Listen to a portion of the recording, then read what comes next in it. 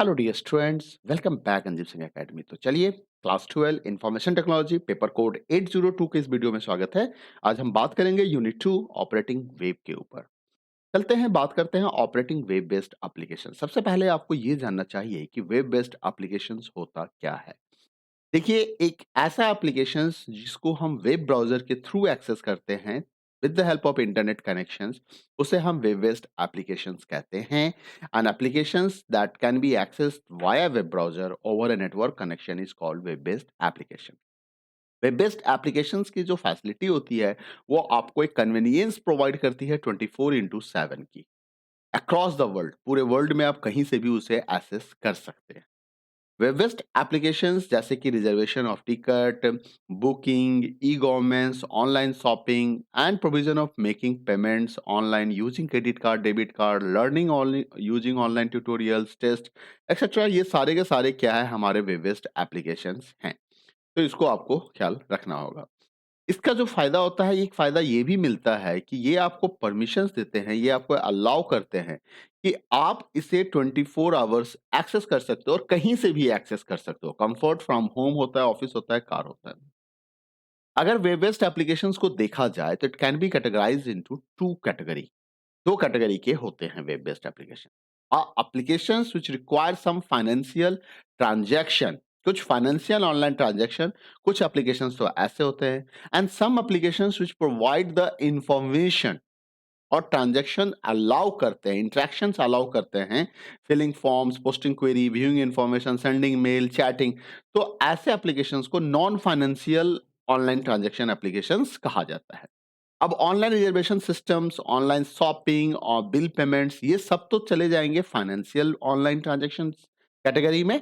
और इसके अलावा जो गवर्नमेंट ऑफ इंडिया की वेबसाइट है, ई गवर्नेंस या ऑनलाइन ट्यूटोरियल वेबसाइट्स जो मिल जाते हैं, ये सब सेकंड कैटेगरी में आएंगे। सबसे पहले हम बात करते हैं ऑनलाइन रिजर्वेशन सिस्टम्स के बारे में। ये ऑनलाइन रिजर्वेशन सिस्टम होता क्या है? एक्चुअली ये आपको एक फैसिलिटी प्रोवाइड करता है कि आप टिकट की बुकिंग और कैंसिलेशंस इंटरनेट की मदद से अपने घर बैठे कर सकते हैं। आप उस अगर आप यूजर हैं तो आप उस इंफॉर्मेशंस को रिट्राइव कर सकते हैं और ट्रांजैक्शंस कर सकते हैं, मतलब आप टिकट की बुकिंग कर सकते हैं। Some examples of online reservation system जैसे कि एयरलाइन टिकट की बुकिंग हो सकती है, रेलवे टिकट की बुकिंग हो सकती है, बस के टिकट की बुकिंग हो सकती है, मूवी के टिकट की बुकिंग हो सकती है, आप होटल की बुकिंग कर सकते हो, आप कार रेंट पे ले सकते हो, आप tour and travel package rent ले सकते हो, और ये सारा काम आपका ऑनलाइन बुकिंग हो जाता है। ऐसे रिजर्वेशन सिस्टम्स में क्या होते हैं कि they store the information and आपको उस इंफॉर्मेशन को एक्सेस करने की फैसिलिटी वो देते हैं। ऐसे में जैसे कि फ्लाइट्स के बारे में डिटेल दे दिया कि दिल्ली से मुंबई तक के कौन-कौन से फ्लाइट्स होंगे, उनके टाइमिंग क्या होगा, उनका प्राइस क्या होगा, किस कंपनी का फ्लाइट होगा, सीट्स कितने अवेलेबल हैं। तो आपको जो भी रिजर्वेशन चाहिए, जिस भी फ्लाइट में चाहिए, उसके अकॉर्डिंग आप इंफॉर्मेशन चेक करके फ्लाइट की टाइमिंग, रेट, सीटर देख के आप अपनी टिकट की बुकिंग कर सकते हैं। अब देखिए, ऑनलाइन रिजर्वेशन सिस्टम्स के कुछ एडवांटेजेस हैं जिसके बारे में आपको जानना चाहिए। और एडवांटेजेस ऐसे नहीं है जिससे कि सिर्फ कंज्यूमर को फायदा होगा, आपको फायदा होगा। इसका फायदा कंपनी को भी मिलता है। ठीक है? तो कंपनी कौन है? जो सर्विस प्रोवाइड कर रहा है, जो रिजर्वेशन सिस्टम दे रहा है, सर्विसेज दे रहा है। और कंज्यूमर कौन है? जो उस सिस्टम्स को अवेल कर रहा है, उस सर्विस को ले रहा है, टिकट की बुकिंग कर रहा है। सबसे पहले हम बात करते हैं कंज्यूमर्स के लिए क्या-क्या एडवांटेज हैं यहाँ पे। जो सबसे पहला एडवांटेज है वो है कन्वीनिएंट, और ये फर्स्ट प्रायोरिटी पे है। कन्वीनिएंट हर जगह हम देखते हैं, हमारी सुविधा जहाँ पे होती है हम उस काम को ज़्यादा करते हैं। आप चाहे किसी दुकानदार के पास चले जाएँ, 2 तरह के दुकानदार हैं, एक दुकानदार राम है, एक दुकानदार श्याम है। राम का बिहेवियर बहुत अच्छा है, वो आपको अच्छे से बात करता है, हाँ जी सर, आइए सर, क्या लीजिएगा सर, स्माइल के साथ बात करता है। श्याम बिल्कुल रिस्पॉन्स नहीं देता है, तो आप तो हमेशा राम के पास ही जाएँगे ना। तो ऐसा ही बात है कि जो ऑनलाइन जैसे सिस्टम है, वहाँ पे सबसे ज़्यादा कन्वीनिएंट की बात होती है। और कन्वीनिएंट ये है कि आप अपने टिकट्स को बुक कर सकते हैं किसी भी समय, किसी भी समय, कहीं भी बैठे हुए, चाहे आप घर में बैठे हो, चाहे आप ऑफिस में बैठे हो, कार में बैठे हो, ट्रेन में बैठे हो, कहीं जा रहे हो, फ्लाइट में बैठे हो और नेक्स्ट फ्लाइट की बुकिंग करनी है, तो ये सारा काम आप कर सकते हो। एंड इसके लिए आपको कंप्यूटर चाहिए, इंटरनेट एक्सेस चाहिए, क्रेडिट कार्ड चाहिए पेमेंट के लिए। मतलब इन्फॉर्मेशन एक्सेस करने के लिए कंप्यूटर, अभी तो स्मार्टफ़ोन भी आ गया, तो स्मार्टफ़ोन इंटरनेट कनेक्शन के साथ। और इसमें जो फ़ायदा होता है, वो होता है सेविंग ऑफ टाइम। कहीं बुकिंग ऑफिस के पास फिजिकली जाना, कार को पार्किंग में डालना, वहां लाइन में खड़ा होना, तो it's a very wastage of time. और साथ ही साथ टाइम के साथ साथ आपकी एनर्जी भी बचती है। तो अच्छा, एज वेल एज कि अगर आपको बुकिंग में कोई प्रॉब्लम आ जाए तो उसके लिए भी जाने की जरूरत नहीं है। You can cancel, you can upgrade your booking.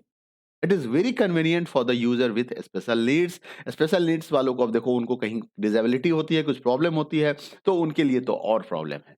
एक बहुत बड़ा एडवांटेज मिलता है कंपैरिजन का। आप इस कॉम्पिटिटिव वर्ल्ड में जो सर्विस आपको दिए जा रहे हैं, आप उसको कंपेयर कर सकते हो। आप देख सकते हो प्राइसेस को कि कौन सी कंपनी कौन सा प्राइस दे रही है, किस फ्लाइट में कौन सा डील है, बेस्ट डील क्या है, तो आप वो चेक कर सकते हो। जैसे कि मेक माई ट्रिप पे अगर आप जाएं और आपने डेट का डिटेल डाला, तो वो आपको लिस्ट ऑफ प्राइस दिखाएगा कि भाई इस फ्लाइट से जाओगे तो इतना टाइम लगेगा, डिपार्चर ये रहेगा, अराइवल ये रहेगा, प्राइस इतने लगेंगे। तो आप अपनी सुविधा के हिसाब से बुक कर सकते हो। सिक्योरिटी, जितने भी ऑनलाइन रिजर्वेशन साइट्स हैं, वो सभी आपको एक सिक्योरिटी फीचर्स भी प्रोवाइड करते हैं। आपको एक यूजर प्रोफाइल क्रिएट करना होता है और वो आपको एक यूजर नेम एंड पासवर्ड देते हैं, और इस इंफॉर्मेशन को आपको सिक्योर रखना है। जब तक आपका पासवर्ड सिक्योर है, तब तक आपका सिस्टम सिक्योर्ड माना जाएगा। कंफर्मेशन ऑफ रिजर्वेशन, जब कभी भी बुकिंग होती है, तो आपको कंफर्मेशन उसी समय दे दिया जाता है, आपके मोबाइल पे एसएमएस के थ्रू, आपको ईमेल के थ्रू, और ये काफी फास्ट एंड सिक्योर है। The confirmed booking of booking ticket you can view through your mobile, iPad, iPhone, laptop and can also be printed. अच्छा, जरूरी नहीं है कि आप प्रिंट करके ले जाओ, आप वो ऑनलाइन टिकट भी दिखा दोगे तो काम हो जाता है। मेकिंग चॉइस, आपको कई तरह के चॉइस मिल जाते हैं। आप सीट्स अरेंजमेंट को देख सकते हैं, आप डिसाइड कर सकते हैं कि कौन सी सीट पे आपको चाहिए। रेलवे में आपको लोअर, अपर, मिडिल बर्थ सेलेक्ट करने की फैसिलिटी मिल जाती है, टाइप ऑफ फूड सेलेक्ट करने की फैसिलिटी मिल जाती है, बुकिंग फॉर वेडिंग्स की पॉसिबिलिटीज मिल जाती है। आप रिव्यू कर सकते हो जो लोगों ने पोस्ट किया था जब आप चॉइस ले रहे होगे। टाइम से भी, ये तो मैंने पहले बता दिया कि यहाँ पे आपको टाइम्स की काफी बचत हो जाती है, बहुत ज्यादा टाइम आपको नहीं लगता है। डिस्काउंट, कई बार आपको स्पेशल डिस्काउंट मिल जाते हैं जब ऑनलाइन सर्विस प्रोवाइडर को आप यूज करते हो। Season discount, advance discount, discount frequent user discount, ऐसे डिस्काउंट भी मिलते हैं वहां पे, क्योंकि वहां का सारा प्रोफाइल होता है, आपका सारे इन्फॉर्मेशन होते हैं, उन्हें पता चलता रहता है कि कब कहाँ कितनी बार आपने इस फैसिलिटी को अवेल किया है। अब जैसा कि मैंने बताया कि ऑनलाइन रिजर्वेशन सिस्टम्स का फायदा सिर्फ कंज्यूमर को नहीं होता है, सर्विस प्रोवाइडर को भी होता है।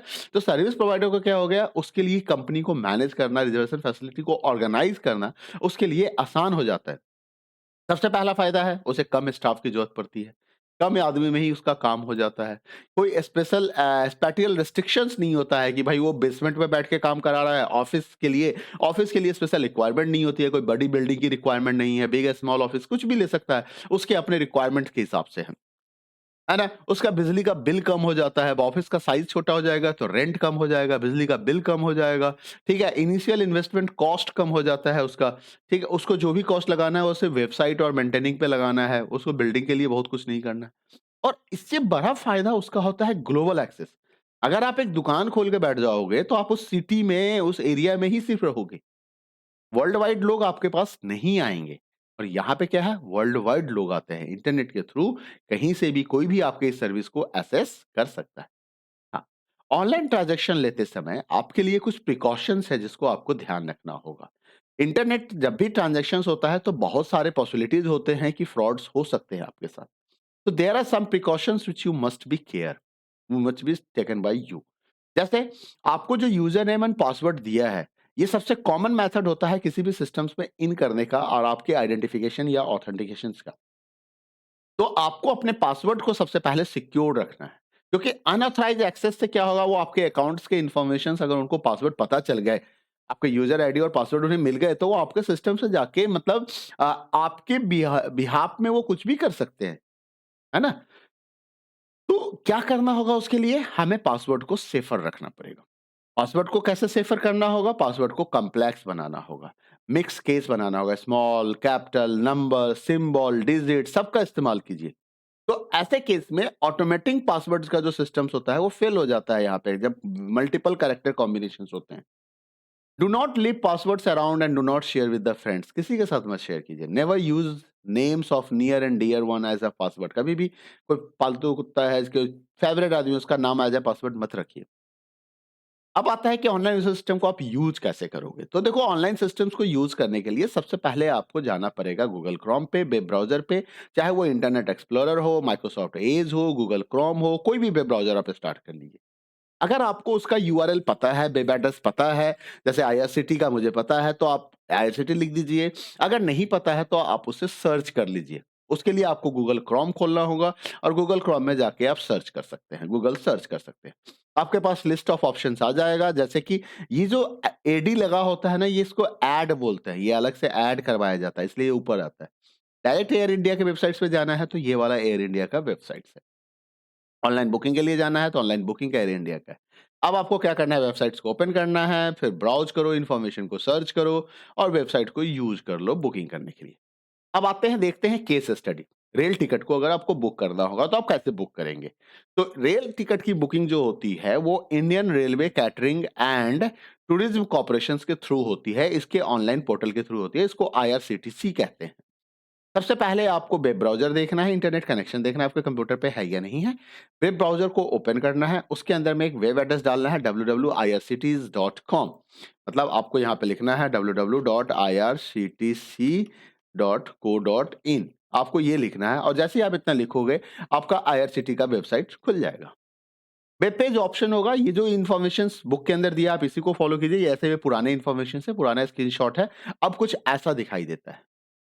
ठीक है? आप यहाँ से लॉगिन बटन पे क्लिक करके आप लॉगिन कर सकते हैं। अगर आप यूज़र नहीं हैं, तो आप रजिस्टर कर सकते हैं। ओके? तो आपको क्या करना है, आपको एक अकाउंट की रिक्वायरमेंट होगी। अगर आपके पास अकाउंट है, तो आप उस अकाउंट को यूज़ करके लॉगिन कर जाइए। अगर अकाउंट नहीं है, तो एक अकाउंट आपको क्रिएट करना हो सकता है। अकाउंट क्रिएट करने के लिए आपको साइन अप पे जाना पड़ेगा, जो इस फिगर के हिसाब से यहाँ पे साइन अप का ऑप्शंस होगा। ये देखो साइन अप का ऑप्शन दिख रहा है यहाँ पे और यहाँ पे आपको रजिस्टर करना होता है।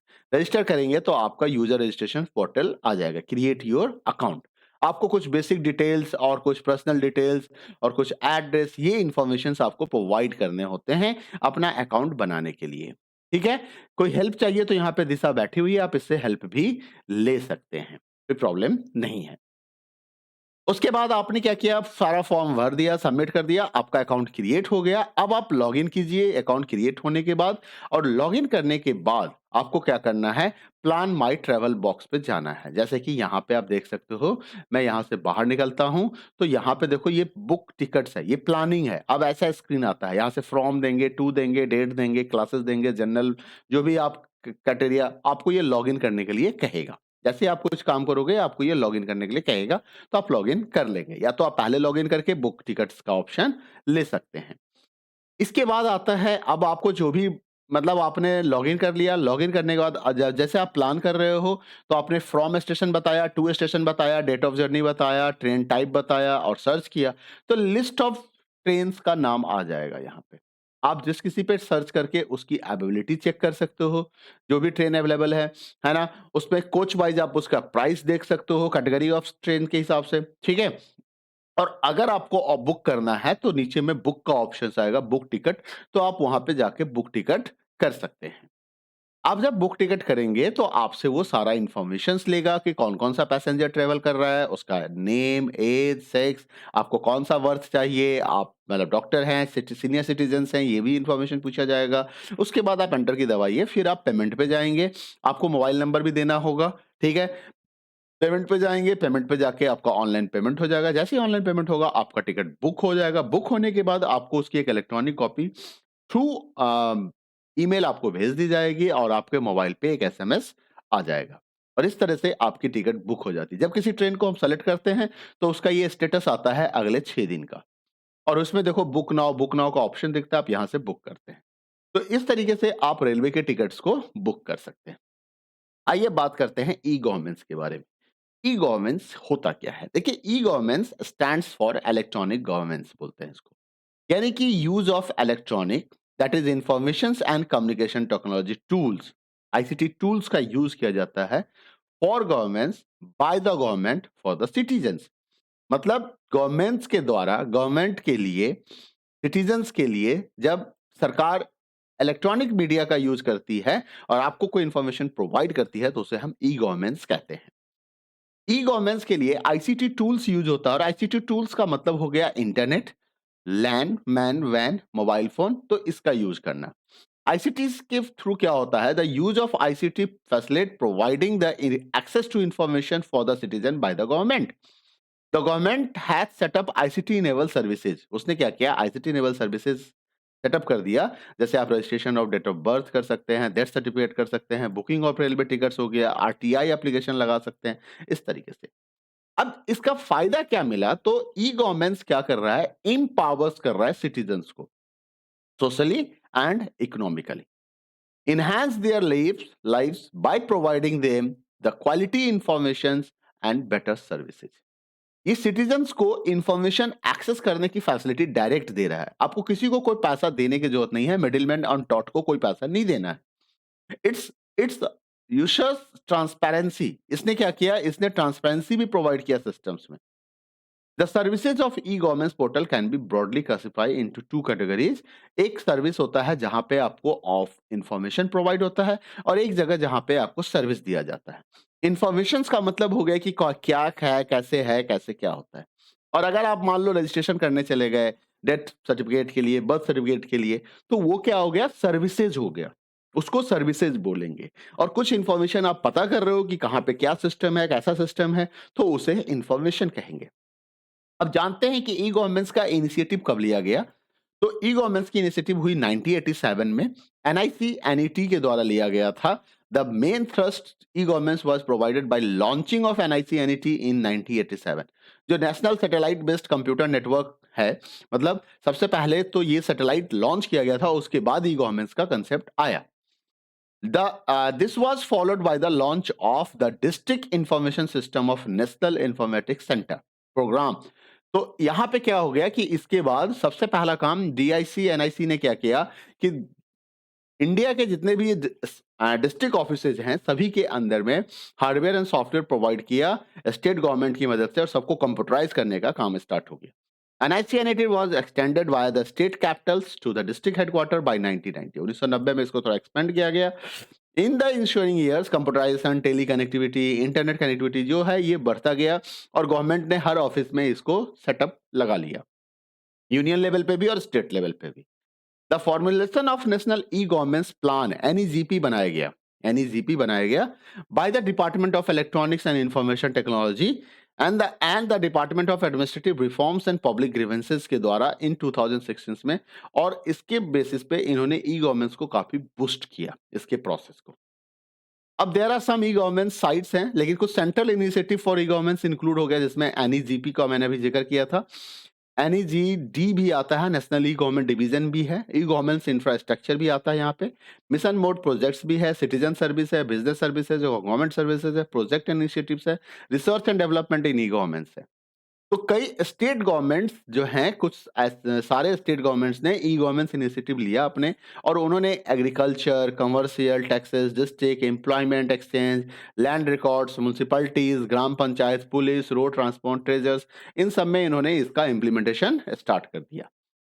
The some of the key government sites of India, जैसे india.gov.in, इसको नेशनल पोर्टल ऑफ इंडिया के नाम से जानते हैं, and which provides a single window access to the information and services. मतलब आपको दोनों चीज मिलेगा यहाँ पे, इंफॉर्मेशन भी और सर्विस भी। Various Indian government entities, the content in this portal is the result of collaborative efforts of various Indian government ministries and departments at the central, state or district level।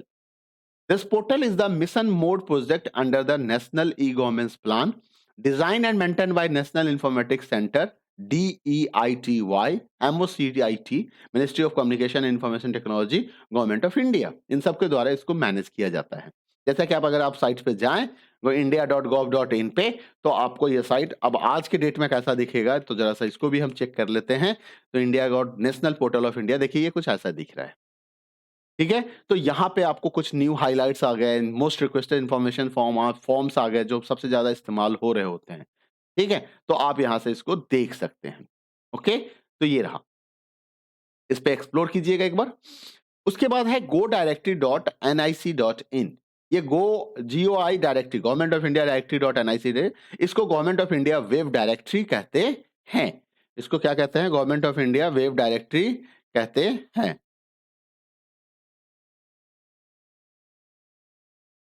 NIC.in है, sorry मैंने co.in लिख दिया था, NIC.in। तो इस sites पे भी आके देखते हैं कि ये क्या है, इंडिकेटेड गवर्नमेंट ऑनलाइन डायरेक्टरी। ये क्या हो गया, इंडिकेटेड गवर्नमेंट ऑनलाइन डायरेक्टरी हो गया। तो आप यहाँ पे देख सकते हैं, यहाँ भी आपको बहुत सारे इन्फॉर्मेशंस मिल जाएंगे। क्या इन्फॉर्मेशंस मिलेंगे, this portal is one point source to access all Indian government websites at all levels and from all sectors. मतलब सारे इन्फॉर्मेशन, सारा डायरेक्टरी है ये एक तरीके का। यहाँ पे जब आप आएंगे तो आपको सारा इन्फॉर्मेशन मिल जाएगा, किसी भी वेबसाइट्स को, किसी भी स्टेट के वेबसाइट्स को आप एक्सेस कर सकते हैं। It includes sites of different states, union territories of India, sites of government departments like judiciary, legislature. It's also provide information about the various sectors like education and agriculture. ये सारे information देखो यहाँ पे आ रहे हैं, सारा इन्फॉर्मेशन आपको मिल जाएगा। सर्विसेज क्या है वो सारे भी आ जाते हैं, file, lodge, post, seek, avail services, apply, book, check, track of 10 register, देख सकते हैं आप यहाँ पे। Union government, state and UTs, judiciary, legislature, तो सारे इन्फॉर्मेशन आपको देखने को मिलेंगे यहाँ पे। Online shopping and bill payments. Online shopping क्या होता है कि जब आप ई कॉमर्स एप्लीकेशन यूज करते हैं, online shopping is an e commerce application where the customer can purchase goods over the internet. Internet की मदद से आप शॉपिंग करते हैं। देयर आर सेवरल वेबसाइट्स जहां पे आप जाके ऑनलाइन शॉपिंग कर सकते हो। You can purchase the all kinds of items, TV, books, mobile phone, dresses, shoes, cosmetic, jewellery, greetings card, groceries item, kitchen का आइटम, कुछ भी ले सकते हो। You can view the goods are displayed along the details of the good. आप compare कर सकते हो, सेलेक्ट द गुड्स कर सकते हो परचेज करने के लिए, उसको शॉपिंग कार्ट में ऐड कर सकते हो, बास्केट में। पेमेंट कंप्लीट करने के बाद आपका परचेज कंप्लीट हो जाएगा। पेमेंट करने के लिए आपके पास डेबिट क्रेडिट कार्ड होना चाहिए। Goods are then delivered at the address, जो भी आप एड्रेस दोगे वहां चला जाएगा। अब इसके बेनिफिट्स क्या हैं ऑनलाइन शॉपिंग के, तो देखो जितने भी इंटरनेट अवेलेबिलिटी होते हैं ना, उसका सबसे सिंपल सा बेनिफिट होता है easy 24/7 availability, world wide comparison, time saving, है ना, मनी सेविंग, ये सारे इसके फीचर्स होते हैं। आइए यहां भी देखते हैं इसके क्या क्या फीचर्स हैं। The customer does not have enough time to visit the store. आपको जाने की जरूरत नहीं होगी, आप यहीं से घर बैठे कर सकते हैं। Store where you will get what you need may be very far off, मतलब आपको कुछ भी चाहिए उसी समय आपको मिल जाएगा। मतलब अगर आपको लगता है कि आपको कुछ सामान लेना है और आप कहीं जाना नहीं चाहते तो बैठे बैठे सामान ले लीजिए। Money spend in travelling to the store, parking, मतलब जो इधर उधर जाने का पैसा खर्च होता है जाने में और वहां पार्किंग करने में, तो वो सब आपका यहाँ पे बचने वाला है। The product you may require is not available. कई बार आप दुकान में, कई सारी दुकान जाते हैं, मार्केट में मिलता ही नहीं हो सामान। Want to send product to your friend, अपने दोस्त को आप भिजवाना चाहते हैं, ऑनलाइन शॉपिंग में ये फैसिलिटी मिल जाएगी। आपको रिसीवर एड्रेस चेंज करना होगा और प्रोडक्ट उसके घर पे चला जाएगा। आपका टाइम और एनर्जी बच जाएगा डिलीवरी के लिए, प्रोडक्ट डिलीवरी के लिए जो टाइम लगता है। ठीक है। You do not have time during the shopping hours. Shopping hours के टाइम में आपके पास टाइम नहीं है, तो आप ऑनलाइन शॉपिंग कीजिए, घर बैठे, ऑफिस बैठे, कहीं भी, जहां 5 मिनट का टाइम मिला आपने कर दिया। कोई फिक्स शॉपिंग आवर्स नहीं है, सोने से पहले शॉपिंग करके सो जाइए। Online shopping also has bargain offers. कई बार आपको ऑफर भी मिल जाएगा बार्गेन का, आप प्राइस डिस्काउंट भी देख सकते हो। अलग अलग पेमेंट मोड पे भी आपको ऑफर मिल जाता है। Online stores allow customer to rate their services and items. उसके सर्विस और आइटम्स को आप रेट कर सकते हो और इससे क्वालिटी ऑफ सर्विस जो होती है उसमें चेंजेस आ जाती है। आपकी popularity, you can also know about the popularity of item, आप उसके रिव्यू देख सकते हो। ऑनलाइन शॉपिंग्स, अब जैसा कि ऑनलाइन शॉपिंग्स में क्रेडिट एंड डेबिट कार्ड का इस्तेमाल हो रहा होता है, तो आपको एक यूजर अकाउंट की रिक्वायरमेंट होती है। आपको प्रिकॉशन लेना होता है जब आप ऑनलाइन शॉपिंग कर रहे होते हैं, जैसा कि ऑनलाइन रिजर्वेशन में आपके साथ डिस्कस किया गया था। अब ये काम कैसे करता है, ऑनलाइन शॉपिंग कैसे होता है, तो जनरल ऑनलाइन शॉपिंग के लिए क्या होता है, आपके पास एक outline, the general outline of the working and online shopping site is presented here. देखो यहाँ पे एक गाइडलाइन दिया गया है कि कैसे क्या होता है। अलग अलग साइट से आप किसी भी साइट्स पे जा सकते हैं। सबसे पहले आपको उस शॉपिंग साइट्स को खोलना होगा। उसके बाद आपको प्रोडक्ट्स को एक्सप्लोर करना होता है, जो भी आपको चाहिए उसको ब्राउज करते हैं साइट्स को। जो भी प्रोजेक्ट्स आपको बाई करना होता है, उसके लिए सबसे पहले तो आपको यूजर अकाउंट चाहिए। यूजर अकाउंट अगर नहीं है तो आप रजिस्ट्रेशन करके यूजर अकाउंट बना सकते हैं। फिर आपको आईडी और पासवर्ड मिलेगा, उससे आपको लोकेट किया जाता है, आपका एड्रेस सेव रहता है। तो जस्ट नेक्स्ट टाइम जब आप लॉगिन करेंगे तो आपको सिर्फ अपना यूजर आईडी और पासवर्ड देना है, आप लॉगिन कर जाइए, है ना। तो कई बार तो बिना अकाउंट का भी आप परचेजिंग कर सकते हैं, लेकिन बेहतर हो कि अकाउंट के साथ करें तो ज़्यादा अच्छा है। किसी भी प्रोडक्ट को बाई करने के लिए आपने लॉगिन किया, लॉगिन करने के बाद आपको शॉपिंग बास्केट, आपको प्रोडक्ट को एक्सप्लोर करना है, उसको ऐड टू कार्ट करना है। उसके बाद आपको लगता है कि आपका शॉपिंग कंप्लीट हो गया, तो आप उसको पेमेंट मोड पे ले जाइए, पेमेंट करने के बाद पेमेंट कीजिए, पेमेंट करने के बाद आपके पास ऑप्शन अगर अच्छा इन बिटवीन जैसे आप शॉपिंग कार्ट में जाए, आप प्रोसीड टू पेमेंट से पहले आप किसी भी प्रोडक्ट को डिलीट कर सकते हो, टर्म एंड कंडीशंस देख सकते हो मेकिंग पेमेंट से पहले। जैसे ऑनलाइन शॉपिंग स्टोर्स क्या-क्या अवेलेबल है, फ्लिपकार्ट हो गया। अब फ्लिपकार्ट किस लिए अवेलेबल है, तो भाई buying products of categories like movies, music, games, mobile, camera, computers लगभग सारी चीज़ मिल जाते हैं। ईबे हो गया for buying and selling products of categories like इसके लिए ऑलमोस्ट सबका सेम ही है। कुछ और भी साइट्स हैं, एफबी.कॉम है, मिंत्रा.कॉम है, मीशो है, आईबीओ.कॉम है, स्नैपडील हो गया, इन्फीबीन.कॉम है। तो इस तरह से कई सारे साइट्स हैं, आप उसको एक्सप्लोर कर सकते हैं। बिल पेमेंट्स हम बिल पेमेंट्स भी करते हैं। Online shopping generally make payments using their debit और क्रेडिट कार्ड। तो different websites enables user to make payment via alternative methods, जैसे आप नेट बैंकिंग से पेमेंट कर सकते हैं, ई गिफ्ट वाउचर से कर सकते हैं, कैश ऑन डिलीवरी का भी ऑफर ले सकते हैं, वायर ट्रांसफर कर सकते हैं। तो टर्म एंड कंडीशंस को जरूर देखना चाहिए जब भी आप पेमेंट कर रहे हैं, ये इंपॉर्टेंट पॉइंट्स है। Bill payments can also be made several government services. Electricity bill आप गवर्नमेंट भी सर्विस देती है, जैसे इलेक्ट्रिक बिल आप पेमेंट कर सकते हैं, वाटर बिल पेमेंट कर सकते हैं, प्रॉपर्टी टैक्स, इनकम टैक्स, ये सारा काम आप कर सकते हैं। आइए केस स्टडीज है उसको देखते हैं, online shopping using online shopping website. अब यहाँ पे आपको वो फ्लिपकार्ट के ऊपर काम करके दिखा रहे हैं कि फ्लिपकार्ट पे जाके आप कैसे करते हैं। आपको पता ही है बहुत ज्यादा चीज, क्योंकि आप सभी इससे अवेयर होंगे।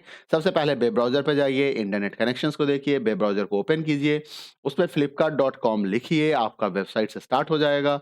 आपके पास यूजर आईडी लॉगिन है तो लॉगिन कर लीजिएगा, अदरवाइज ये लास्ट में आपसे जब आप पेमेंट कर रहे होंगे तब आपको ये लॉगिन करने के लिए कहेगा। ठीक है?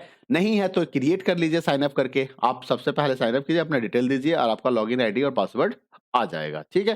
पहले तो आप सबसे पहले प्रोडक्ट को एक्सप्लोर कर लीजिए। प्रोडक्ट एक्सप्लोर करने के बाद आप उसको ऐड टू कार्ट कीजिए। ऐड टू कार्ट करने के बाद आपका लगता है कि आपका सारा काम हो गया, तब आप पेमेंट प्रोसीड टू पेमेंट पे जाइए, है ना? तो आप प्रोसीड टू पेमेंट में जा सकते हैं। अच्छा, एक और फैसिलिटी मिलता है कंपेयर करने का। आप यहाँ पे कंपेयर भी कर सकते हैं।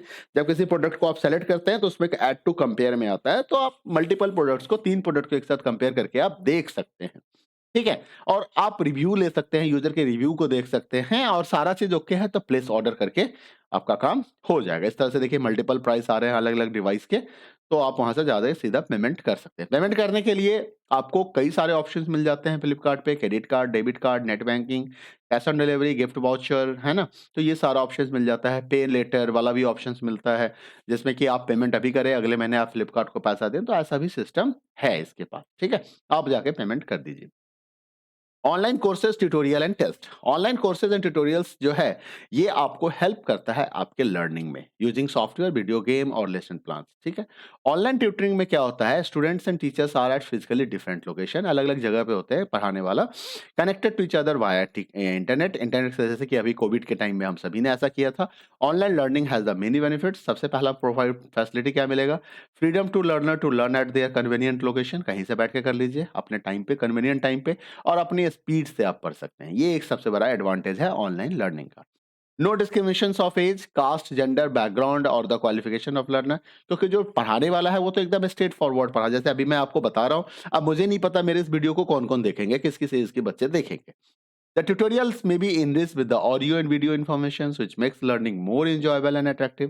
Also, tutorial and test are available for almost topics. मतलब हर टॉपिक्स का ट्यूटोरियल्स आपको मिल जाता है यहाँ पे। तो काफी फायदे हैं ऑनलाइन लर्निंग के। जैसे अभी आप ऑनलाइन लर्निंग कर रहे हैं, अगर आप यूट्यूब पे हैं और वीडियो देख रहे हैं मेरा, इसका मतलब आप ऑनलाइन लर्निंग कर रहे हैं बिना किसी, अब आप कभी भी कर सकते हैं। जैसे मैं अभी बैठ के वीडियो बना रहा हूँ, मेरे को भी टाइम बाउंडेशन नहीं है, मैं किसी भी टाइम वीडियो बना के डाल सकता हूँ। और आपके पास भी कोई टाइम बाउंडेशन नहीं है, लोकेशन बाउंडेशन नहीं है कि आप कब और कैसे एक्सेस करेंगे। द ट्यूटोरियल में require different kinds of interaction with the user. अब जैसे वीडियो और स्लाइड ट्यूटोरियल्स होंगे, तो वहां पे वीडियो और स्लाइड्स आपको लेक्चर्स के अवेलेबल होंगे। Learner can visit the sites, view the, अच्छा आप वेबसाइट्स पे जाकर भी इंफॉर्मेशन को ले सकते हैं। इंटरेक्टिव ट्यूटोरियल्स क्या होता है, वहां पे आपको कुछ इंस्ट्रक्शन दिए जाते हैं, कुछ डिजायर्ड एक्शंस और फीडबैक आपसे लिए जाते हैं। वेबिनार्स क्या होता है, तीन तरह के, देखो तीन तरह के ट्यूटोरियल्स हो गए, वीडियो और स्लाइड ट्यूटोरियल्स हो गए, इंटरेक्टिव हो गए और वेबिनार्स हो गए। वेबिनार्स क्या है, रियल टाइम लेक्चर्स हो गया, यूजर्स आपको उस लेक्चर्स को पार्टिसिपेट करना पड़ता है।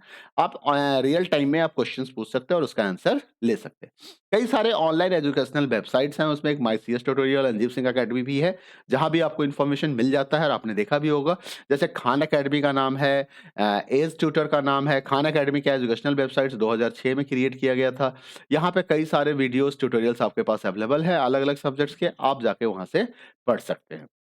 यूडेसिटी है, यूडेसिटी भी एक साइट्स है जो आपको ऑफर्स करती है ऑनलाइन कोर्सेज का, development and technical skills, claim provide projects built in technical leaders, Google and AT and site providers verified the certificates for a fee देने से आपको एक सर्टिफिकेट भी मिल जाता है। कोर्सेरा ओआरजी भी है, एडिक्स ओआरजी है। ये हाई क्वालिटी ऑनलाइन कोर्सेज है, फॉर फ्री है। हर सारे कोर्स यहाँ फ्री नहीं होते हैं। In collaboration with the various universities, अलग-अलग यूनिवर्सिटीज से इन्होंने कोलैबोरेट कर रखा है। तो आप अगर डिग्री चाहिए, सर्टिफिकेट चाहिए, तो आपको पेमेंट देने पड़ेंगे, ठीक है। हर सब्जेक्ट पे, हर टॉपिक्स पे यहाँ पे आपको इन्फॉर्मेशन मिल जाते हैं। इसके बाद हम बात करते हैं W3 स्कूल्स, काफी फेमस वेबसाइट्स है, जहाँ पे आपको अगर आप कुछ वेब डेवलपमेंट टेक्नोलॉजी के लाइक कुछ पढ़ना चाहते हैं, प्रोग्रामिंग पढ़ना चाहते हैं, तो आप यहाँ से भी पढ़ सकते हैं, देख सकते हैं।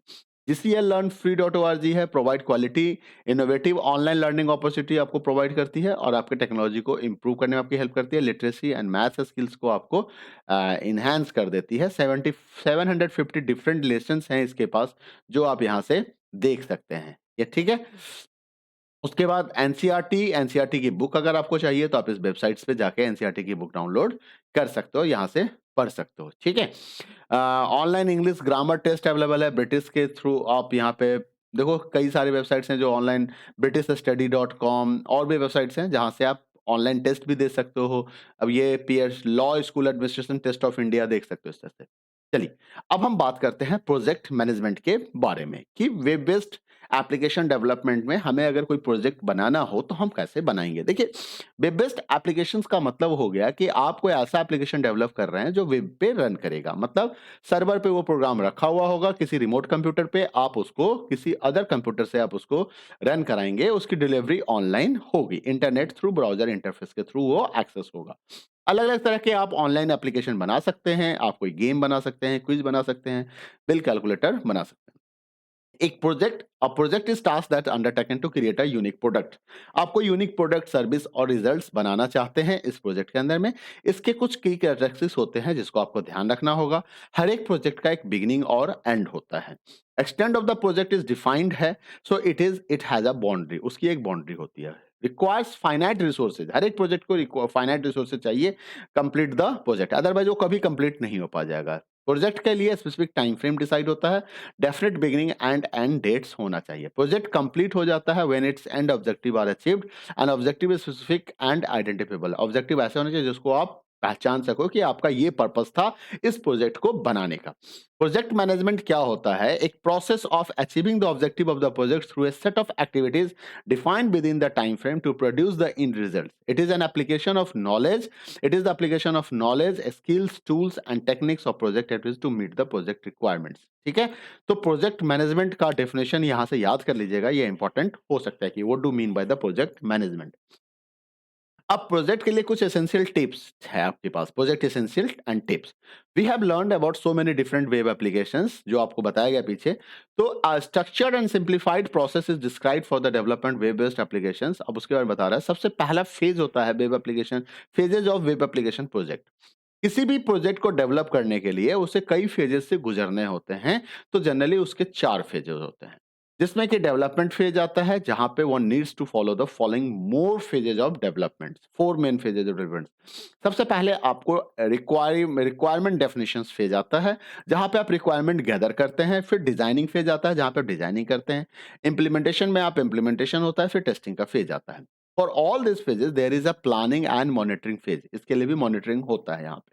Project plan list the activities that are required to be monitored during the project execution, और उसको कंपेयर किया जाता है। जब प्रोजेक्ट का हम एग्जीक्यूशन करते हैं तो कंपेयर करके देखते रहते हैं कि हमारा जो मॉनिटरिंग हमने जो डिसाइड किया था कि हमारा प्रोजेक्ट इतने दिन में यहाँ तक पहुंचेगा, तो पहुंचा या नहीं पहुंचा, ठीक है। जिसमें कि each activity information useful for its monitoring, like duration, cost, schedule, resource and risk involve.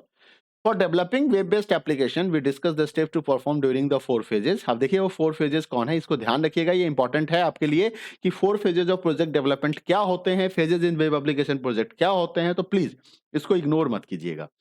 सबसे पहला फेज मैंने बताया कि रिक्वायरमेंट डेफिनेशन फेज होता है। यहाँ पे इस फेज में एक्चुअली आपको आइडेंटिफाई करना होता है प्रॉब्लम स्टेटमेंट्स को कि उस वेब एप्लीकेशंस के अंदर में आप क्या-क्या फैसिलिटी देने वाले हैं, क्या-क्या सुविधा देने वाले हैं, उसका जो स्कोप ऑफ प्रॉब्लम होता है आप उसको देखते हैं, है ना? And the following issues need to be addressed in this phase. जैसे फिजिबिलिटी, क्या ये प्रोजेक्ट फिजिबल है? फिजिबल इन द सेंस कि टेक्निकली फिजिबिलिटी है, एक्सेसिबल पॉसिबल है या नहीं पॉसिबल है, इकोनॉमिकली फिजिबल है या नहीं है। अगर इफ फिजिबल है तो project further, otherwise there is no need to proceed with the project.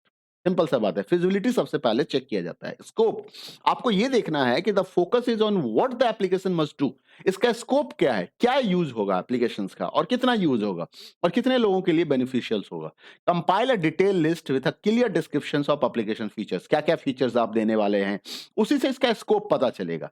आपका क्या गोल है, आप उसको उसको दिखाना पड़ेगा। अचीव आप कर पाएंगे नहीं कर पाएंगे देखना पड़ेगा। उसको रिकॉग्नाइज करने के बाद उसके लिमिटेशंस, तब आप प्रोजेक्ट पे काम करते हैं। तो feasibility and scope is the most important component of requirement definitions. इसको सॉफ्टवेयर रिक्वायरमेंट एनालिसिस भी कहते हैं, एसआरएस भी कहा जाता है डिटेल में। डिजाइन फेज, डिजाइन फेज में क्या होता है, जब आपको ये पता चल गया कि आपको करना क्या है, तब आप ये सोचते हैं कि ये करेंगे कैसे, मतलब कोडिंग कैसे होगी इसकी, कैसे बनेगा ये। पहले तो पता चला कि करना क्या था, करना क्या है भाई। तो करना क्या है पता चल गया, तो अब कैसे करना है भाई, तो अब कैसे करने वाले मोड पे आप आ जाते हैं। आपको वेब ऐप एप्लीकेशन का एक वेबसाइट्स मैप बनाना पड़ता है। कहाँ पे क्या रहेगा, कब लॉगिन फेज आएगा, कब वहाँ पे कौन-सा स्क्रीन आएगा, फर्स्ट स्क्रीन क्या होगा, सेकंड स्क्रीन क्या होगा। तो आपको और उनके बीचेस में क्या-क्या रिलेशनशिप होंगे पेजेस के बीच में, इसको बोलते हैं स्ट्रक्चर ऑफ साइट। तो आपको कंप्लीट स्ट्रक्चर ऑफ साइट्स बनाना पड़ता है। जैसे कि मकान बनाने से पहले आपको एक मकान के नक्शे की रिक्वायरमेंट होती है। ठीक है? तो वो सारा चीज़ आप यहाँ पे डिसाइड्स कर लेते हैं। अब आप चले जाते हैं उसके बाद डेटाबेस, आपको यहाँ पे अच्छा डेटाबेस भी देखना पड़ता है कि डिज़ाइन एप्लीकेशन डेटाबेस, आपको क्या डेटाबेस चाहिए, डेटाबेस के अंदर में आप कौन-कौन से टेबल्स बनाएँगे, किस तरह के इन्फॉर्मेशन को स्टोर करेंगे, टेबल का स्ट्रक्चर क्या होगा, उसके अंदर में कौन-कौन से कॉलम्स होंगे, उसके डेटा टाइप क्या होंगे, साइज़ क्या होंगे, ये डिसाइड करना होता है। आपको उसके बाद पेज का स्ट्रक्चर भी डिसाइड करना पड़ता है। आपको वो डिजाइन करना होता है structure of page, main sections of page, header क्या है, फुटर क्या है, मेन कंटेंट क्या होगा, साइड बार क्या होगा। उसके बाद आता है इम्प्लीमेंटेशन। इम्प्लीमेंटेशन फेज में क्या करते हैं, हम बैकएंड डेटाबेस क्रिएट करते हैं। यहाँ पे फ्रंट एंड इंटरफेस तैयार हो जाता है और उसको आपस में कनेक्ट कर देते हैं। बैकएंड डेटाबेस में आप क्या करोगे, आप एक डेटाबेस बनाओगे एसक्यूएल के थ्रू, ठीक है? माइस्क्ल और जो भी आपको यूज़ करना है उसके थ्रू, और उसके बीच में जैसे आपके लिए तो एसक्यूएल ही है, टेबल्स डिफाइन करेंगे उसके और उसके रिलेशनशिप्स को देखेंगे। फ्रंट एंड में क्या करेंगे, आपको फ्रंट एंड एप्लीकेशन बनाना पड़ेगा, कोडिंग करना पड़ेगा, पेज लेआउट बनाना पड़ेगा, डिज़ाइन फेज़ में जो आपने डिसाइड किया था और उसके हिसाब से आपको इनपुट्स जो भी चाहिए वो यूज़र से लेने की व्यवस्था देनी होगी, उसको प्रोसेस की व्यवस्था देनी होगी, बटन्स डिसाइड करने होंगे, किस तरह के बटन्स होंगे ये देखने पड़ेंगे, क्या-क्या यूज़ होंगे ये होंगे। उसके बाद फ्रंट एंड और बैक एंड को कनेक्ट करना पड़ेगा, इसको डेटा कनेक्टिविटी कहते हैं। टेस्टिंग फेज में क्या होगा, अब इन सारे एप्लीकेशंस को चेक किया जाएगा फ्रंट एंड और बैक एंड के साथ कि भाई आपने उसको रन कराया, चेक किया कि जो जो इन्फॉर्मेशन हमने दिया उसके हिसाब से वो प्रॉपर प्रोसेस कर रहा है या नहीं कर रहा है। अगर नहीं कर रहा है तो जो बग्स हैं उसे फाइंड आउट करने होंगे और उसको उसे फिक्स करने होंगे। हर एक पेज को जाके आपको टेस्ट करना पड़ेगा, हर एक फीचर्स को आपको टेस्ट करना पड़ेगा। फिक्सिंग्स एरर काफी नेसेसरिटी हो जाती है क्योंकि ह्यूमन एरर्स होने के चांसेस रहते हैं। कई बार हमारे सामने वो सीन नहीं बन पाता, हम उस इन्फॉर्मेशन को नहीं देख पाते हैं, तो that is the most important part. चलिए अब ऑनलाइन गेम के बारे में बात करते हैं कि केस स्टडी ऑनलाइन गेम। सबसे पहले आपको क्या करना होगा, आपको प्रॉब्लम स्टेटमेंट्स को डिफाइन करना पड़ेगा कि ऑनलाइन गेम में आप कौन सा गेम बनाना चाहते हैं, किस तरह का गेम बनाना चाहते हैं। जैसे मान लीजिए ऑनलाइन गेम हैंगमैन की ये बात कर रहा है, सिंपल गेसिंग गेम्स है कि player has to guess the word which में belongs to category like movie और कंट्री। तो इस तरह से अब आपने यहाँ पे प्रॉब्लम स्टेटमेंट्स लिखना है कि हैंगमैन क्या है भैया, एक पॉपुलर वर्ड गेम है। इस गेम के अंदर में क्या होगा, players selects a category like country, Capitals, animals, birds, movie, and game display the some numbers of blanks to the player. Player start guessing to the letter to fill in the blank and guess the correct word. मतलब आपने पहले category decide किया country के नाम पे, तो country के नाम पे आपके पास अब आ जाएंगे कई सारे ऑप्शंस। अब उसमें क्या है, कुछ खाली जगह होगा, आपको वहां पे फिलअप्स करने होंगे। अब इसके लिए आपको रिक्वायरमेंट डिसाइड करना पड़ेगा। सबसे पहले फिजिबिलिटी देखना पड़ेगा कि इसकी क्या फिजिबिलिटी है, तो स्टूडेंट्स को भाई encourage to discuss the groups and identify the technical requirements for this project. उसके बाद आपको इसका स्कोप भी चेक करना पड़ेगा कि इसकी स्कोप क्या है। अब scope of the resources available in the school, कोई भी ठीक है? Application must do the following, क्या करेगा? प्लेयर कैटेगरी सेलेक्ट करने चाहिए, game selects the word from the category randomly, randomly display हो, एप्रोप्रिएट नंबर ऑफ डैशेज़ आने चाहिए, स्पेसेस आने चाहिए, है ना? Player make the guess, player guess करेगा तो गेस या तो सक्सेसफुल होगा या मिस होगा, उसके हिसाब से उसके मैसेज आने चाहिए उसके डैशबोर्ड पे, है ना? फिर आप डिज़ाइन बनाइएगा, अब वेब एप्लीकेशन साइट का उसका डिज़ाइन बनाइए कि पहले कौन-सा पेज आना चाहिए, सेकंड पेज क्या होना चाहिए, थर्ड पेज क्या होना चाहिए, इनके बीच में आपस में कैसे रिलेशनशिप होगा, आपको ये डिसाइड करना पड़ेगा। उसके बाद आपको डेटाबेस डिसाइड करना है कि क्या डेटाबेस होगा, इन्फॉर्मेशंस कैसे स्टोर होंगे, किस तरह के टेबल्स होंगे, टेबल्स के एट्रिब्यूट्स क्या होंगे, उसके डेटा टाइप्स और साइज़ क्या होंगे, ये डिसाइड करना होगा। जैसे इसने डिसाइड किया कि 2 कैटेगरी टेबल हो गए, कैटेगरी हो गई, एक वर्ड्स इन कैटेगरी, कैटेगरी में आपने सिर्फ कैटेगरी लिस्ट ऑफ बना दिया और उसके अंदर में उस कैटेगरी के अंदर में जो-जो वर्ड्स होंगे, वो आपको बताने हैं। जैसे words in country, words in capitals, words in vegetables, ऐसे करके मल्टीपल टेबल्स बनेंगे। उसके बाद आपके पेज स्ट्रक्चर्स आएँगे, design the structures of page. अब it is found that input requirements होगा यूजर्स का, तो सिलेक्शंस ऑफ कैटेगरी पहले उसकी फैसिलिटी देंगे, गेसिंग ऑफ लेटर्स की फैसिलिटी देंगे। तो इस तरह से जैसे ये आ गया इंटरफेस, देखो ये इंटरफेस फ्रंट एंड बन गया कि भाई क इस तरह से आप कैटेगरी क सेलेक्ट कर सकते हैं। उसके बाद आप यहाँ पे गेस करना है, आपको वर्ड गेस करना है, पहला वर्ड क्या होगा, है ना? उसके बाद आपने बताते जा रहे हो यहाँ पे मैसेज क्या है, ये बताते जा रहे हो। इम्प्लीमेंटेशन में आपको इसका बैकएंड डेटाबेस तैयार करना होगा, फ्रंट एंड एप्लीकेशन और उनको कनेक्ट करना होगा। लास्ट में आपको क्या करना होगा, इन सारे फीचर्स को टेस्ट करने होंगे रैंडम डेटा के साथ। आइए एक दूसरा केस स्टडी देखते हैं, ऑनलाइन क्विज। अगर आप ऑनलाइन क्विज बनाना चाहते हो तो उसके लिए आपको क्या करना पड़ेगा? Problem statement for online quiz, the pen paper method of quiz time consuming होती है, लेस फ्लेक्सिबल होते हैं, involves a lot of human efforts होता है इसके अंदर में, करेक्शंस में भी टाइम लग जाता है, रिजल्ट बनाने में टाइम लग जाता है, सर्चिंग रिकॉर्ड्स में टाइम लगता है, एनालिसिस में टाइम लगता है। इन सबको सॉल्व करने के लिए हमने क्या किया, वेब बेस्ड ऑनलाइन क्विज बना दिया। ठीक है भाई। अब प्रॉब्लम स्टेटमेंट से, online quiz applications allow the number of students to take a quiz at the time, at a time कई लोग ले सकते हैं।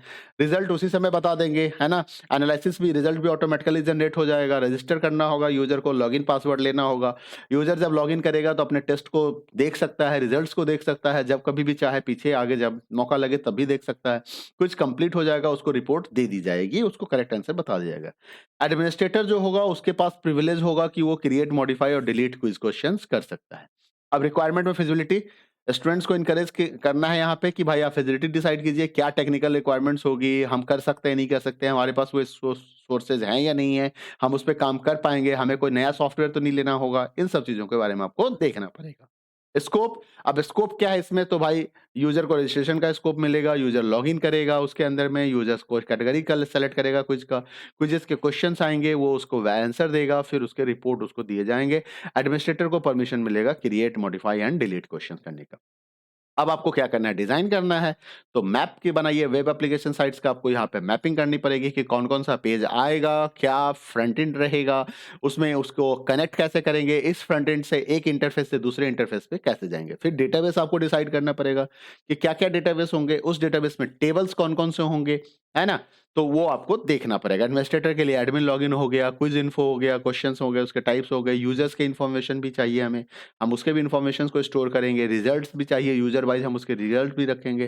फिर आपको क्या करना है, पेज डिजाइन करना है। अब आपको भाई यूजर नेम एंड पासवर्ड चाहिए इनपुट करने के लिए, फिर आप कैटेगरी सेलेक्ट करने की फैसिलिटी देंगे, फिर आपको कुछ डिस्प्ले करना होगा, लास्ट में आपको रिजल्ट्स भी दिखाने होंगे इस तरह से। ठीक है? फिर रिपोर्ट भी आएगा वहाँ पे। इम्प्लीमेंटेशंस में आपको क्या करना है, इसी चीज़ का बैकएंड डेटाबेस तैयार किया, फ्रंट एंड किया, उनको आपस में कनेक्ट कर दिया। एट लास्ट आपको क्या करना होगा, उसकी टेस्टिंग करनी पड़ेगी अलग-अलग रैंडम डेटा के साथ। आइए केस स्टडी देखते हैं ऑनलाइन बिल कैलकुलेटर का, कि ऑनलाइन बिल कैलकुलेटर में हमें क्या करना होगा। तो सबसे पहले आपको प्रॉब्लम स्टेटमेंट्स डिफाइन करना पड़ेगा बिल कैलकुलेटर का, है ना? तो बिल कैलकुलेटर के यानी कि proper record keeping and reporting is need to needs of an hour. So interface should be interactive, easy to use, provide user facility to calculate the bill online. Web based online bill calculator is also is to be created. अब online bill calculator क्या होगा, ये bill for individual users होगा।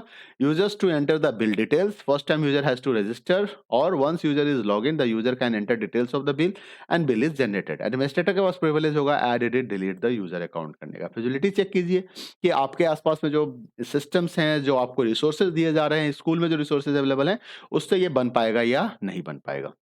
Scope बताइए कि इसमें क्या होगा, तो यूज़र रजिस्टर करेगा, लॉगिन आईडी होंगे उसके, एंट्री ऑफ यूज़र इन्फॉर्मेशंस होगा, एंट्री ऑफ बिल इन्फॉर्मेशंस होगा, डिस्प्ले एंड जनरेटेड बिल होगा। एडमिनिस्ट्रेटर को परमिशन ऐड एंड डिलीट कर देंगे। डिज़ाइन में क्या हो गया, अब आप मैपिंग कराएँगे, स्टूडेंट्स को एनकरेज करना है उसके डिज़ाइन के लिए, बताना है कि क्या-क्या डिज़ाइन करेगा, तो फिर वो अलग-अलग स्क्रीन इंटरफ़ेस डिज़ाइन करेगा और किसको किससे कनेक्ट करना है, ठीक है? फ्लो ऑफ स्क्रीन भी आपको देखना पड़ेगा। डेटाबेस में हमें 2 इन्फॉर्मेशन, एक यूज़र इन्फॉर्मेशन, एक बिल इन्फॉर्मेशन चाहिए। यूज़र इन्फॉर्मेशन में हमने यूज़र का सारा डिटेल ले लिया, बिल इन्फॉर्मेशन में हमने सॉरी बिल्स के लिए जो इन्फॉर्मेशन चाहिए हमने वो ले लिया। ठीक है? पेज स्ट्रक्चर्स आपको क्या है, अब यूज़र नेम पासवर्ड बताना पड़ेगा, जनरेटिंग और सबमिटिंग बिल के लिए इंटरफ़ेस देना पड़ेगा, ऐड यूज़र का इंटरफ़ेस देना पड़ेगा और ऐड बिल इन्फॉर्मेशन का इंटरफ़ेस प्रोवाइड करना होगा आपको। कुछ इस तरीके से आपको स्क्रीन बनाने होंगे। तो ये इंटरफ़ेस इम्प्लीमेंटेशन में आपको क्या करना है, डेटाबेस बनाना है, फ्रंट एंड अब कोडिंग भी करनी होगी और उनको आपस में कनेक्ट भी करना होगा और रैंडम डेटा से आपको इसको टेस्टिंग करना होगा। ठीक है? तो टेस्टिंग फ़ेज़ कंप्लीट हो जाएगा। तो इस तरह से आपका ये सेशन कंप्लीट होता है। देखो एक्सरसाइज में कोई खास क्वेश्चन नहीं है, तो इस चैप्टर से जितने भी क्वेश्चंस पूछे जाएँगे वो इनसाइड द कंटेंट चैप्टर के अंदर से पूछे जाएँगे, तो चैप्टर्स का गो थ्रू होना काफ़ी ज़रूरी है। तो आज के लिए इतना ही है, मिलते हैं अगले वीडियो में फिर एक नई इन्फॉर्मेशन के साथ। वीडियो पसंद आए तो लाइक कीजिए, शेयर कीजिए, चैनल सब्सक्राइब नहीं किया है तो सब्सक्राइब कीजिए। Thank you, bye bye, take care.